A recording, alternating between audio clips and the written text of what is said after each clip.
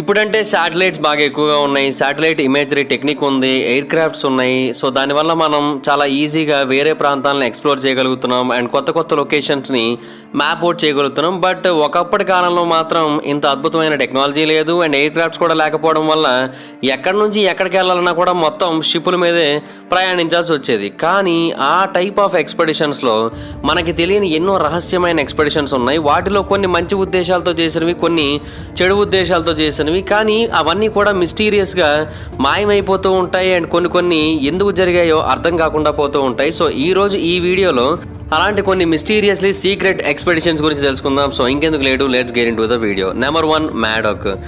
Columbus అమెరికాకి వెళ్ళడానికి కొన్ని శతాబ్దాలకు ముందే వెల్ష్ ప్రిన్స్ ఒక అతను ఉన్నాడు. అతని పేరు మ్యాడోక్. అతను సుమారుగా 10 షిప్పులతో ఒక కొత్త ల్యాండ్ని కనుగొనాలి అనే ఉద్దేశంతో ప్రయాణిస్తున్నాడు. ఈ మ్యాడోక్ అనే పర్సన్ కింగ్ అయిన ఓవైన్ గ్వినెట్ అనే ఒక పర్సన్ యొక్క కొడుకు. అతనికి యాక్చువల్గా 18 మంది కొడుకులు ఉన్నారు, వాళ్ళలో ఇతను కూడా ఒకడు. అయితే కింగ్ ఓవైన్ 1169 సంవత్సరంలో చనిపోయాడు. అయితే అతను చనిపోయిన తర్వాత అతని కొడుకుల్లో ఎవరు రాజ్యాధికారం చేపట్టాలి అనే విషయం మీద చాలా పెద్ద స్థాయిలో సివిల్ వార్ జరిగింది. వాళ్ళకే పెద్ద గొడవలు అయిపోయాయి. అయితే మ్యాడోక్ ఏంటంటే కొంచెం మంచోడు వాళ్ళలో అండ్ పీస్ని ఇష్టపడే వ్యక్తి. అతను మొత్తం అన్నదమ్ములందరినీ కూడా ఓ చోట కూర్చోబెట్టి మనకు గొడవలు ఎందుకు చెప్పండి, ఇప్పుడు ఈ ఒక్క రాజ్యం ఉంది కాబట్టి మనం కొట్టుకుంటున్నాం, సరే ఓ పని చేద్దాం, 18 మంది కోసం 18 రాజ్యాలు చేపడదాం, మనం అందరం కూడా ఎక్స్పెడిషన్స్ చేసి కొన్ని కొత్త ల్యాండ్స్ కనుగొందాం అండ్ అలా కనుగొన్నప్పుడు ఒక్కొక్కరు ఒక్కొక్క దాన్ని రూల్ చేసుకుందామని చెప్పాడు. అతని మాటలు చాలా మందికి నచ్చాయి, ఓకే అన్నారు. అండ్ బేసిక్గా అతను ఒక ఎక్స్పెడిషన్ చేపట్టి 1171 సంవత్సరంలో మళ్ళీ తిరిగి రాజ్యానికి వచ్చాడు అండ్ తన అడ్వెంచర్స్ యొక్క స్టోరీస్ అందరికీ చెప్పి చాలా మందిని తనతో పాటుగా తీసుకొని వెళ్ళాడు. అలాగే సెకండ్ ఎక్స్పెడిషన్ని చేపట్టినప్పుడు మాత్రం అతనితో పాటు వెళ్ళిన వాళ్ళు ఎవరు కూడా వెనక్కి తిరిగి రాలేదు. దీని గురించి మొట్టమొదటిగా మెన్షన్ చేసింది 1500 సంవత్సరాల్లో రాసిన వెల్ష్ మాన్యుస్క్రిప్ట్లో. అందులో అతనికి సంబంధించిన డీటెయిల్స్ అన్ని కూడా క్లియర్గా మెన్షన్ చేశారు. చాలామంది దాన్ని చూసి ఏమని నమ్ముతారంటే మ్యాడోక్ అతని మనుషులు అందరూ కూడా ఇప్పుడు ప్రస్తుతం అలబామా అని ఏదైతే పేరుతో పిలుస్తున్నామో ఆ ప్రాంతానికి చేరుకున్నారని నమ్ముతూ ఉంటారు. ఇన్ఫ్యాక్ట్ అలబామా రివర్కి దగ్గరలో కొన్ని స్టోన్ ఫోర్ట్స్ కట్టబడి ఉన్నాయి అండ్ అవన్నీ కూడా కొలంబస్ ఆ ప్రాంతానికి చేరుకోవడానికి ముందే నిర్మింపబడి ఉన్నాయి. సో వీళ్ళే అక్కడికి వెళ్ళి ఆ కోటల్ని కట్టి ఉండొచ్చు అని నమ్ముతూ ఉంటారు. అయితే ఆ ప్రాంతానికి చెందిన కొంతమంది చెరోకీ ట్రైబ్స్ ఏమని చెబుతారంటే ఆ కోటను నిర్మించింది వైట్ పీపుల్ అని చెబుతూ ఉంటారు. అయితే మరికొంతమంది ఏమంటారంటే మ్యాడోకు అతని యొక్క ఫాలోవర్స్ మాండన్ నేటివ్ అమెరికన్స్తో కలిసిపోయి వాళ్లతో పాటుగా జీవితాన్ని కొనసాగించారని చెబుతారు. కొంతమంది ఇది మిత్ అని కొట్టిపడేస్తారు. కానీ కొంతమంది ఏమంటారంటే మాండన్ లాంగ్వేజ్కి వెల్ష్ లాంగ్వేజ్కి కూడా కొన్ని సిమిలారిటీస్ ఉన్నాయి, దానికి వీళ్ళు వాళ్ళతో కలవడమే కారణమని చెబుతూ ఉంటారు. అలాగే టెన్నెసీ అనే ప్రాంతానికి చెందిన గవర్నర్ జాన్ సీవర్ అనే ఒక వ్యక్తి 1799 సంవత్సరంలో ఒక రిపోర్ట్ ఇచ్చాడు. ఆ రిపోర్ట్లో అతను ఏమని చెప్పాడంటే టెన్నెసీ ప్రాంతానికి దగ్గరలో అంటే ఆ మాండన్ నేటివ్ అమెరికన్స్ ఒకప్పుడు నివసించిన ప్రాంతంలోనే కొన్ని స్కెలిటన్స్ బయటపడ్డాయి. అవి 6 స్కెలిటన్స్ అండ్ వాటికి బ్రాస్ ఆర్మర్ ఉంది and Welsh coat of arms కూడా ఉన్నాయి. సో వీటిని బట్టి చూస్తూ ఉంటే వెల్ష్ పీపుల్ ఎవరో ఇక్కడికి వచ్చి ఇక్కడ చనిపోయారని అయితే అతను ఆ రిపోర్ట్లో మెన్షన్ చేశాడు. బట్ చాలామంది అది హోక్స్ అని కొట్టిపడేశారు. ఒకవేళ అదే కనుక నిజమైనట్టయితే ఈ మ్యాడోక్ ఎక్స్పెడిషన్కి సంబంధించిన పొటెన్షియల్ ఫేట్ ఏంటి అంటే లాస్ట్కి ఏం జరిగింది అనేది మనకు తెలుస్తుంది. దానికి సంబంధించిన ఒక సాలిడ్ ఎవిడెన్స్ దొరికినట్టు అవుతుంది. కానీ ప్రాబ్లం ఏంటంటే అది నిజమో కాదో ఎవరికి తెలియదు. సో అందువల్ల ఇప్పటికీ కూడా ఈ ఎక్స్పెడిషన్ ఒక మిస్టరీగానే మిగిలిపోయింది. ఆ ఆధారం ఎవరికి కూడా చూపించలేదు. సో చూపించేంతవరకు ఎవరు నమ్మరు కదా, అది ప్రాబ్లం. హాయ్ ఫ్రెండ్స్, మీరు ఎప్పుడైనా సరే 5000 రూపాయల ప్రోడక్ట్ 250 రూపాయలకి రావడానికి గమనించారా? లేదు కదా. కానీ అమెజాన్, ఫ్లిప్కార్ట్ లాంటి కంపెనీస్ ఏం చేస్తూ ఉంటాయంటే కొన్ని గోల్డెన్ హవర్స్ టైంలో మెగా డీల్స్ ఇస్తూ ఉంటాయి. ఆ డీల్స్ టైంలో ఒక్కొక్క ప్రోడక్ట్ మీద 90% నుంచి 95% వరకు డిస్కౌంట్ అయితే ఉంటుంది. అయితే ఈ డీల్స్ కోసం మీరు కాన్స్టెంట్గా ఆ యాప్స్ చెక్ చేస్తూ ఉండలేదు కదా. కానీ మీకోసం నేను వాటన్నిటిని కూడా కాన్స్టెంట్గా చెక్ చేస్తూ ఉంటాను అండ్ దాంట్లో ఎప్పుడు ఏ డీల్ పెట్టినా కూడా ఇమీడియట్గా మీకు ఆ ప్రోడక్ట్ని అయితే షేర్ చేస్తాను. మీరు ఇమీడియట్గా ఆ ప్రోడక్ట్ని పర్చేస్ చేయొచ్చు దాని నుంచే. అండ్ అంతేకాదు కొన్ని ఎక్స్ట్రాడినరీ ప్రొడక్ట్స్ ఉంటాయి, వాటిని మీరు బయట ఎక్కడ కూడా చూడరు. వాటి గురించి కూడా నేను మీకు షేర్ చేస్తాను. మీరు సింపుల్గా చేయాల్సింది ఒకటే, కింద డిస్క్రిప్షన్లో మన టెలిగ్రామ్ ఛానల్ లింక్, మన వాట్సాప్ ఛానల్ లింక్, మన ఇన్స్టా బ్రాడ్కాస్ట్ ఛానల్ లింక్ ఉంటాయి. వీటిలో మీరు ఏ యాప్ ఎక్కువగా వాడతారో ఆ యాప్కి సంబంధించిన లింక్ మీద క్లిక్ చేసి ఆ యాప్లో ఉన్న మన ఛానల్ని ఫాలో అవ్వండి. దాంట్లో రెగ్యులర్గా చాలా ప్రొడక్ట్స్ అయితే మీకు అప్డేట్ అవుతూ ఉంటాయి అండ్ ఆ ప్రొడక్ట్స్లో మీకు ఏది నచ్చినట్టయితే దాన్ని మీరు కొనుగోలు చేయొచ్చు వెంటనే. సో డిస్క్రిప్షన్లో లింక్స్ ఉన్నాయి, వెంటనే ఫాలో అవ్వండి. Number 2, Vivaldi expedition. మనకందరికీ తెలిసిందే, బేసిక్గా కొలంబస్ స్పెయిన్ని వదిలేసి ప్రయాణిస్తున్న టైంలో అతను అమెరికాని కనుక్కోవాలనే ఉద్దేశంతో ప్రయాణించలేదు. అతను ఏషియాని కనుగొనాలి అనుకున్నాడు. కానీ అతనికంటే 2 శతాబ్దాల ముందే 1291 సంవత్సరంలో వివిడ్ ఎక్స్పెడిషన్ సేమ్ ఇదే గోల్తో స్టార్ట్ అయింది. కొంతమంది వ్యక్తులు జెనోవా నుంచి వాళ్ళ యొక్క ప్రయాణాన్ని మొదలుపెట్టారు. వాళ్ళు ఎవరో కాదు, ఇద్దరు బ్రదర్స్, వాండినో అండ్ ఉగోలినో వివాల్డి. వీళ్ళిద్దరూ కూడా ఇండియాని చేరుకోవాలనుకున్నారు. ఆఫ్రికా యొక్క సదరన్ టిప్ని నావిగేట్ చేసుకుంటూ ఇండియాని రీచ్ అవ్వాలనేది వాళ్ళ యొక్క మెయిన్ గోల్. అండ్ వాళ్ళ యొక్క ఎక్స్పెడిషన్ కోసం 10 సంవత్సరాలకి సరిపడా ఫుడ్ని గ్యాదర్ చేసి వాళ్ళ యొక్క షిప్లో పెట్టుకున్నారు. అంటే వాళ్ళు ఎక్కువ కాలం ట్రావెల్ చేశారు, చేస్తూ వచ్చారు, చేయాలని అనుకున్నారని మనకు అర్థమవుతోంది. అండ్ 1291 సంవత్సరం మధ్య నాటికి వాళ్ళు స్ట్రైట్ ఆఫ్ గిబ్రాల్టర్ని అయితే దాటారు. బట్ ఆ తర్వాత మాత్రం వాళ్ళని ఎవరు కూడా చూడలేదు. వాళ్ళ గురించి కనుగొనడానికి మళ్ళీ మరికొంతమంది ఎక్స్పెడిషన్స్ చేపట్టారు. మొదటగానేమో లాంకెలోటో మాలోసెలో అనే ఒక పర్సన్ 1312 సంవత్సరంలో తన బ్రదర్స్ని కనుగొనడానికి ఆ ఎక్స్పెడిషన్ చేపట్టాడు. అతను కెనరీ ఐలాండ్స్ దగ్గర నుంచి కూడా వాళ్ళ కోసం వెతకడం మొదలుపెట్టాడు. అండ్ బేసిక్గా అక్కడ ఒక కోటను కూడా నిర్మించి వాళ్ళ కోసం సుమారుగా 2 దశాబ్దాల పాటు వెయిట్ చేశాడు, వాళ్ళు ఎక్కడైనా దొరుకుతారేమో అని. కానీ దొరకలేదు. ఆ తర్వాత 1300 సంవత్సరాలలోనే ఇంకొన్నాళ్ళు పోయాక ఉగోలినో యొక్క కొడుకైన సోరెలియానో వాళ్ళిద్దరి కోసం మళ్ళీ వెతికించడం మొదలుపెట్టాడు. కొన్ని సోర్సెస్ చెప్పేదాని ప్రకారం అయితే అతను మొగాడిషు అనే ప్రాంతం వరకు చేరుకున్నాడు. బట్ అయినప్పటికీ కూడా వాళ్ళ యొక్క ట్రేసెస్ అయితే దొరకలేదు. అండ్ ఫైనల్గా 1455 సంవత్సరంలో ఫైనల్ ఎక్స్పెడిషన్ అయితే చేపట్టారు. అప్పుడు ఎక్స్ప్లోరర్ అయిన ఆంటోనియటో ఉసోడి మారే అనే ఒక పర్సన్ వాళ్ళ గురించి వెతికాడు. అయితే ఆ టైంలో ఆ ఇద్దరు బ్రదర్స్తో ఎవరైతే ఇంకొక వ్యక్తి, అంటే బేసిక్గా కొంతమంది సర్వెంట్స్ని తీసుకొని వెళ్తారు కదా, అలా వెళ్ళిన వాళ్ళలో ఒక వ్యక్తిని ఇతను కనుగొన్నాడు. అండ్ అతనితో కలిసి మాట్లాడినప్పుడు అతను చెప్పింది ఏంటంటే ఆ ఇద్దరు బ్రదర్స్ కూడా కొంతకాలం పాటు అందరితోనే ట్రావెల్ చేసిన తర్వాత చాలామంది ఆ షిప్ నుంచి దిగిపోయారు, ఇంకా ముందుకు ప్రయాణించలేక. అయితే ఆ ఇద్దరు బ్రదర్స్ అలాగ ముందుకు వెళుతూ సెనెగల్ వరకు చేరుకున్నారు. అండ్ ఆ టైంలో అక్కడి ప్రాంతానికి చెందిన వాళ్ళు వాళ్ళని పట్టేసుకున్నారు. అండ్ మిగతా జీవితం అంతా కూడా వాళ్ళు అక్కడే ఖైదీలా బ్రతికారని అయితే తెలియజేశాడు.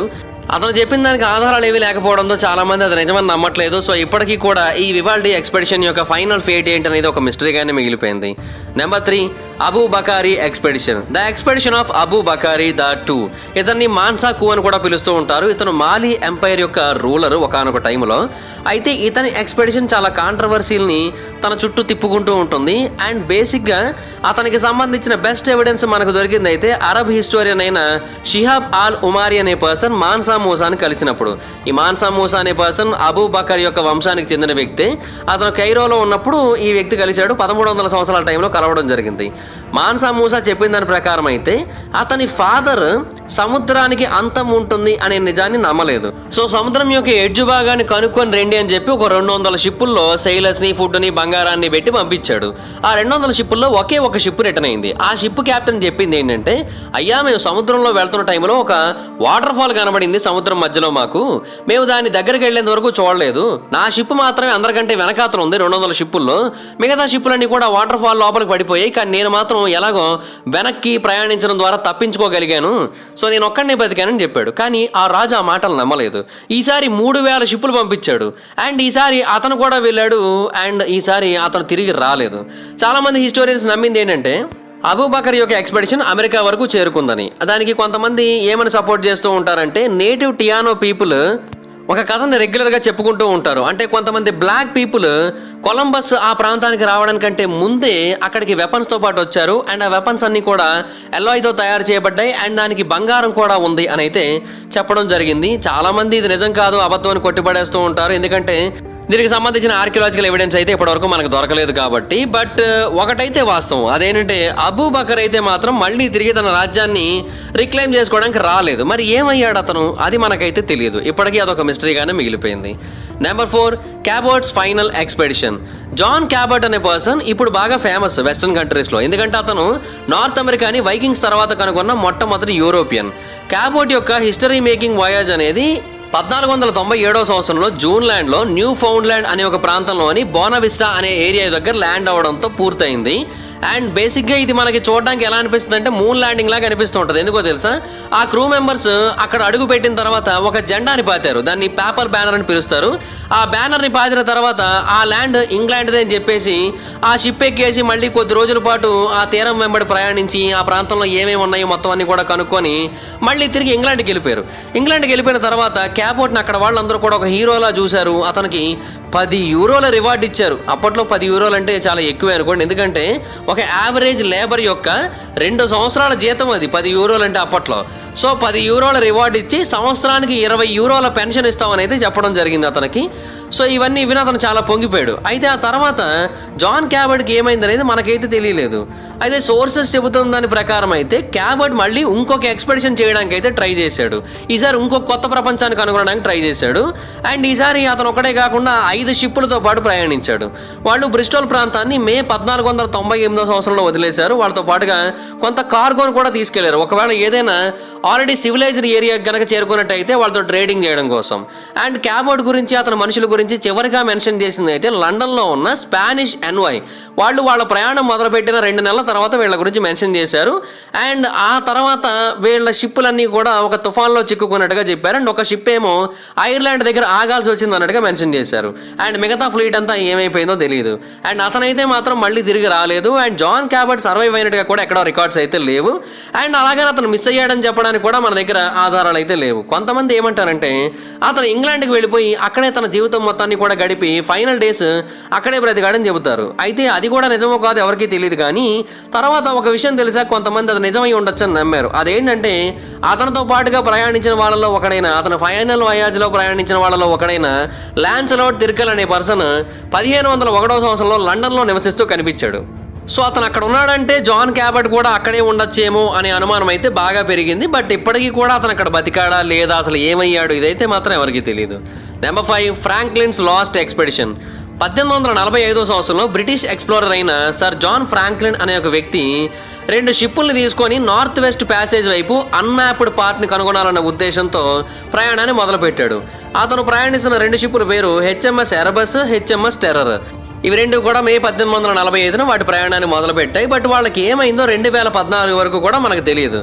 వాళ్ళ ప్రయాణాన్ని మొదలుపెట్టిన 3 ఏళ్ల తర్వాత కూడా మళ్ళీ వాళ్ళు తిరిగి రాలేదు. సో వాళ్ళకి ఏం జరిగిందో తెలుసుకోవాలని బ్రిటన్ ప్రజలు కానీ బ్రిటన్ గవర్నమెంట్ కానీ చాలా కుతూహలంగా ఉండి వాళ్ళ కోసం సెర్చ్ ఆపరేషన్ మొదలుపెట్టాయి. 1848 సంవత్సరంలో 3 సెర్చ్ టీమ్స్ని అక్కడ గవర్నమెంట్ నియమించింది. ఒకటేమో ల్యాండ్ ద్వారా, 2 సీ ద్వారా వాళ్ళ కోసం వెతుకుతాయి. బట్ ఎంత వెతికినప్పటికీ కూడా వాళ్ళు ఏమయ్యారో తెలియలేదు.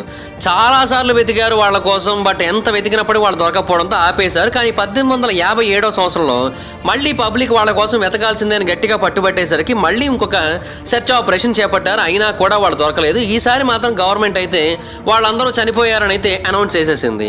అయితే అలా వాళ్ళ గురించి వెతికిన టైంలో కొంతమంది లోకల్ ట్రైబ్స్ని కనుగొన్నప్పుడు వాళ్ళు చెప్పింది ఏంటి అంటే మేము ఒక షిప్ను చూసాము, ఆ షిప్ పూర్తిగా ఐస్లో చిక్కుకుపోయింది అని చెప్పారు. సో ఫ్రాంక్లిన్ అనే ఒక పర్సన్ 1847లోనే చనిపోయి ఉండొచ్చు అనే మాట కూడా ఆ టైంలోనే వినిపించింది. సో ఆ క్రూ మెంబర్స్ ఆ షిప్పుల్ని అక్కడే వదిలేసి కింగ్ విలియం ఐలాండ్ వరకు వెళ్ళిపోయి ఆ తర్వాత అక్కడ నుంచి కెనడియన్ మైన్లాండ్ వైపు మెల్లిమెల్లిగా నడుచుకుంటూ హైకింగ్ చేసుకుంటూ రావడానికి ట్రై చేశారు. బట్ ఆ హైకింగ్ ఆ ట్రెక్కింగ్లో భాగంగా వాళ్ళందరూ కూడా చనిపోయారు. ఎందుకంటే అవి చాలా అంటే చాలా హార్ష్ కండిషన్స్. సో వాళ్ళు ఎవరు కూడా సర్వైవ్ కాలేకపోయారు. అలా వాళ్ళందరూ అక్కడ చనిపోయారు అన్నట్టయితే కొంతమంది నిర్ధారణకు వచ్చారు. ఇన్ఫ్యాక్ట్ కొంతమంది బోన్స్ కూడా దొరికాయి ఆ ప్రాంతంలో. ఆ బోన్స్ని బట్టి కొంతమంది అర్థం చేసుకున్నది ఏంటంటే ఆ క్రూ మెంబర్స్ క్యానిబలిజంకి కూడా అలవాటు పడ్డారు. అంటే మనుషులను కూడా చంపి తిన్నారని అయితే వాళ్ళకి అర్థమైంది. కానీ ఎగ్జాక్ట్గా ఏం జరిగిందనేది ఎవరికీ అర్థం కాలే. కానీ 2014 సంవత్సరంలో కొంతమంది కెనేడియన్ రీసెర్చర్స్ హెచ్ఎంఎస్ టెర్రర్ని కనుగొన్నారు. అండ్ ఆ షిప్ ఎంత పర్ఫెక్ట్ కండిషన్లో ఉందంటే దాన్ని బయటకు తీసి దాంట్లో ఉన్న నీటి మొత్తాన్ని కూడా బయటకు తోడేస్తే అది స్టిల్ నీటి మీద తేలుతోంది. అది చాలా అద్భుతమైన విషయం అసలు. అయితే అప్పుడు ఆ షిప్ని స్టడీ చేసినప్పుడు వాళ్ళకి అర్థమైన విషయం ఏంటంటే ఆ షిప్ ఏమీ నీటిలో మునిగిపోలేదు, దాన్ని కావాలని వదిలేయడం జరిగింది. అంటే ఆ క్రూ మెంబర్స్ ఈ షిప్లో ఏదో ప్రాబ్లం ఉందని అర్థం చేసుకొని ఈ షిప్ను వదిలేసి ఈ షిప్లో ఉన్న సామాన్లన్నీ కూడా తీసుకొని హెచ్ఎంఎస్ ఎరబస్లోకి వెళ్ళిపోయారు.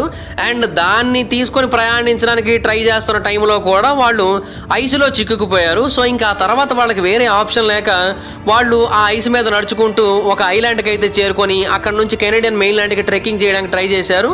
బట్ ఆ కింగ్ విలియం ఐలాండ్లోనే వాళ్ళు అయితే చనిపోయారు. ఇదైతే మనకి ఫైనల్గా అర్థమైన విషయం. బట్ ఇప్పటికీ కూడా కొంతమంది ఏమంటారంటే ఆ హెచ్ఎంఎస్ ఎరబస్ దొరికితే కానీ ఎగ్జాక్ట్గా ఏం జరిగిందో మనం అయితే చెప్పలేమంటారు. సో అలాగే ఇది కూడా ఒక మిస్టీరియస్ ఎక్స్పెడిషన్ అని చెప్పొచ్చు. మొత్తానికి ఫ్రాంక్లిన్ అయితే అలా అక్కడ చనిపోయాడని అయితే మనకు అర్థమవుతోంది. Number 6 Exodus of Cyzicus. బేసిక్గా ఒకప్పటి కాలం నాటి ప్రపంచం మనం అనుకున్న దానికంటే చాలా ఎక్కువగా కనెక్ట్ అయి ఉంది. బేసిక్గా రోమన్ ఎంపైర్ రైజ్ అవ్వడానికి ముందే ఏన్షియంట్ గ్రీక్స్ ఇండియాతో చాలా ఎక్కువగా ట్రేడింగ్ చేస్తూ ఉండేవారు. ఈ రెండు కంట్రీస్కి చెందిన సైలర్స్ షిప్పుల్లో ప్రయాణిస్తూ ఉండి మధ్యలో ఉన్న వేరే కంట్రీస్ని ట్రేడింగ్ కోసం వాడుకునేవారు. సో అలాంటి సిచ్యువేషన్స్లో భాగంగానే యమన్ తీర ప్రాంతాన్ని ట్రేడింగ్ కోసం వాడుకునేవారు. అండ్ గ్రీక్స్ ఆ ప్రాంతానికి వచ్చి ఆరోమాటిక్స్ అండ్ వేరే లగ్జరీస్ని ఇండియా నుంచి వాళ్ళ ప్రాంతాన్ని తీసుకొని వెళ్ళేవారు.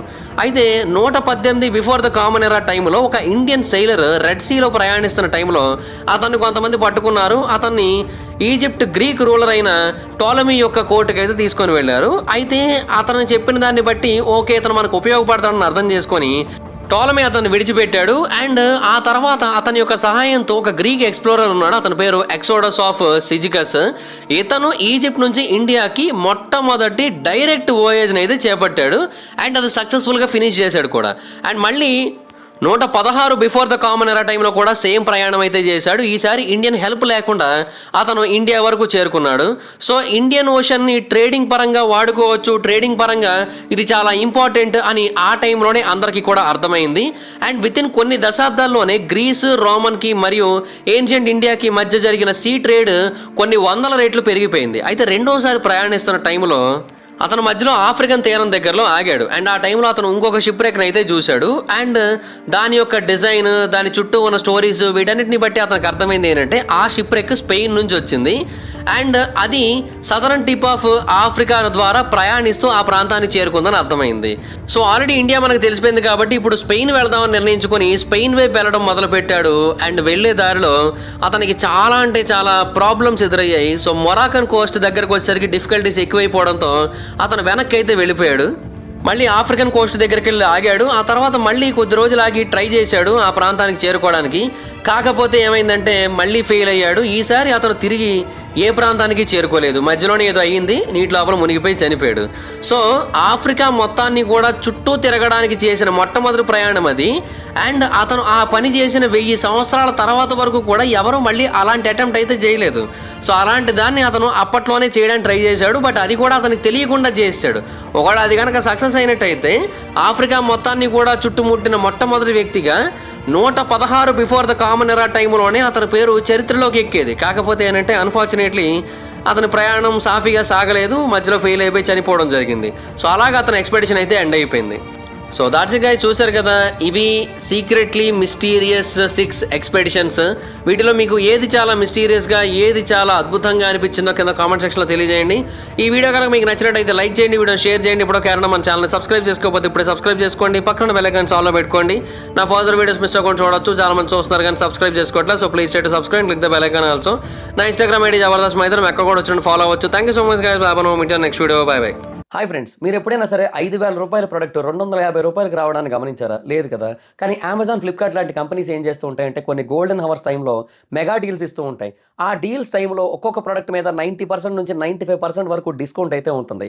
అయితే ఈ డీల్స్ కోసం మీరు కాన్స్టెంట్గా ఆ యాప్స్ చెక్ చేస్తూ ఉండలేదు కదా. కానీ మీకోసం నేను వాటన్నిటిని కూడా కాన్స్టెంట్గా చెక్ చేస్తూ ఉంటాను. అండ్ దాంట్లో ఎప్పుడు ఏ డీల్ పెట్టినా కూడా ఇమీడియట్గా మీకు ఆ ప్రోడక్ట్ని అయితే షేర్ చేస్తాను. మీరు ఇమీడియట్గా ఆ ప్రోడక్ట్ని పర్చేస్ చేయొచ్చు దాని నుంచే. అండ్ అంతేకాదు కొన్ని ఎక్స్ట్రాడినరీ ప్రొడక్ట్స్ ఉంటాయి, వాటిని మీరు బయట ఎక్కడ కూడా చూడరు. వాటి గురించి కూడా నేను మీకు షేర్ చేస్తాను. మీరు సింపుల్గా చేయాల్సింది ఒకటే, కింద డిస్క్రిప్షన్లో మన టెలిగ్రామ్ ఛానల్ లింక్, మన వాట్సాప్ ఛానల్ లింక్, మన ఇన్స్టా బ్రాడ్కాస్ట్ ఛానల్ లింక్ ఉంటాయి. వీటిలో మీరు ఏ యాప్ ఎక్కువగా వాడతారో ఆ యాప్కి సంబంధించిన లింక్ మీద క్లిక్ చేసి ఆ యాప్లో ఉన్న మన ఛానల్ని ఫాలో అవ్వండి. దాంట్లో రెగ్యులర్గా చాలా ప్రొడక్ట్స్ అయితే మీకు అప్డేట్ అవుతూ ఉంటాయి. అండ్ ఆ ప్రొడక్ట్స్లో మీకు ఏది నచ్చినట్టయితే దాన్ని మీరు కొనుగోలు చేయొచ్చు వెంటనే. సో డిస్క్రిప్షన్లో లింక్స్ ఉన్నాయి, వెంటనే ఫాలో అవ్వండి.